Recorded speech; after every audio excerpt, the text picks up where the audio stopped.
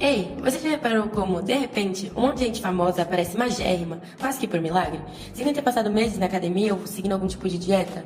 Pois é, mas essa magreza tem nome, Ozempic. O que começou como um tratamento para diabetes tipo 2 acabou fugindo da sua função original e virou febre para quem busca emagrecer. Mas afinal, o que é essa injeção e como ela funciona dentro do nosso corpo?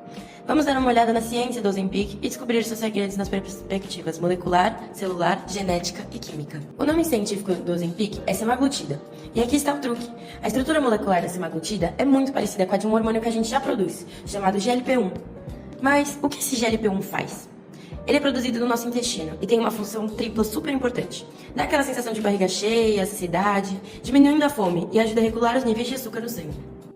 A diferença é que a semaglutida é como se fosse um GLP-1 super resistente. Por causa de algumas modificações na sua estrutura, ela tem um tempo de vida muito maior no nosso corpo, sendo muito mais eficiente.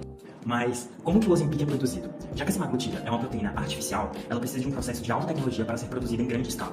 Pense nisso como uma fábrica biológica. Primeiro, os cientistas pegam o mapa genético, que seria o gene de interesse, para produzir a semaglutida.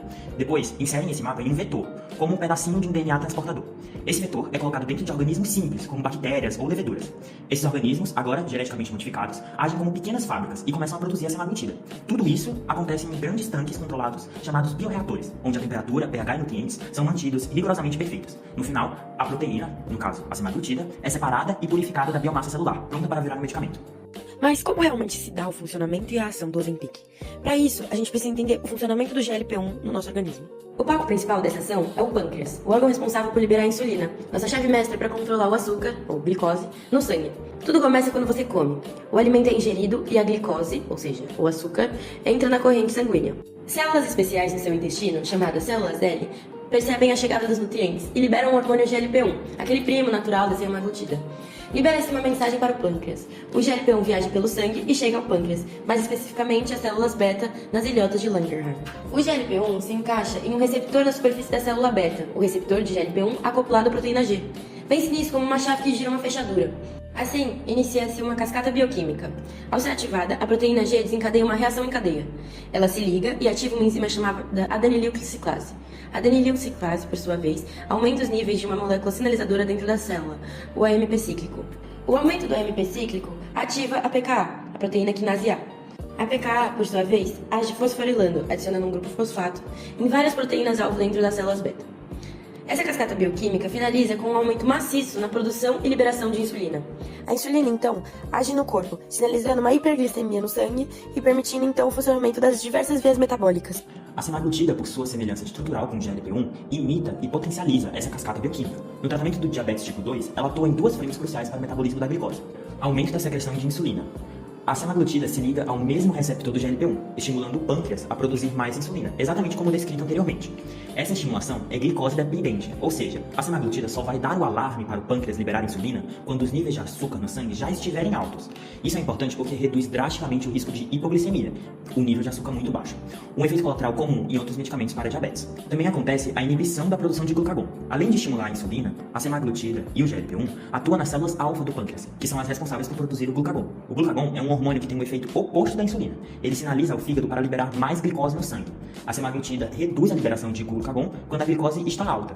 Isso é como pisar no freio. Ela impede que o fígado jogue mais açúcar no sangue, complementando a ação da insulina que está removendo o açúcar do sangue. Em resumo, a semaglutida age como um maestro do metabolismo da glicose. Ela aumenta a liberação do hormônio que abaixa o açúcar, que é a insulina, e ao mesmo tempo reduz a liberação do hormônio que aumenta o açúcar, o glucagon. Mas, afinal, o que faz as pessoas emagrecerem tanto com esse medicamento? A resposta está no apetite. A semaglutida tem um poder anorexígeno, ou seja, ela tira fome. Mas como isso acontece? O Ozempic ativa receptores de GLP-1 que estão espalhados em várias partes do corpo, incluindo o estômago e o intestino. Essa ativação manda um sinal, através de nervos, como o nervo vago, diretamente para o nosso cérebro, principalmente para o hipotálamo, que é a central de controle da fome. Lá no cérebro, a semaglutida faz duas coisas essenciais. Aumenta a produção de substâncias que promovem a saciedade e inibe as vias neuronais que nos fazem sentir fome. O resultado de tudo isso é uma redução drástica no apetite, fazendo com que a pessoa coma menos e que os intervalos entre as refeições sejam maiores, levando, enfim, à perda de peso. Mas existe um lado perverso do Ozempic. É por esse efeito de emagrecimento rápido que o Ozempic virou moda. Muita gente está usando de forma negligente, sem a necessidade médica e sem acompanhamento. Mas o uso sem prescrição é perigoso.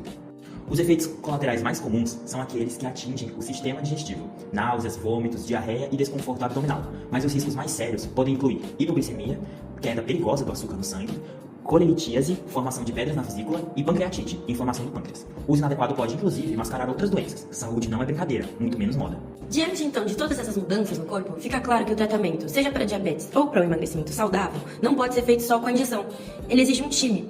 É aí que entram as diversas áreas da saúde, trabalhando juntas para o seu bem-estar interior.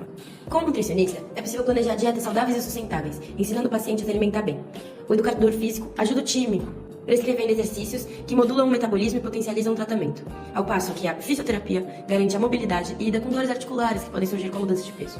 E o psicólogo lida com o lado emocional, tratando a distorção de imagem, a pressão por ideais de beleza e os distúrbios alimentares. E claro, o terapeuta ocupacional vai ajudar na organização da rotina e na adaptação a um novo cotidiano e estilo de vida. A mensagem final que fica é: a ciência do Ozempic é fascinante, mas o tratamento mais eficaz é aquele que cuida do seu corpo e da sua mente.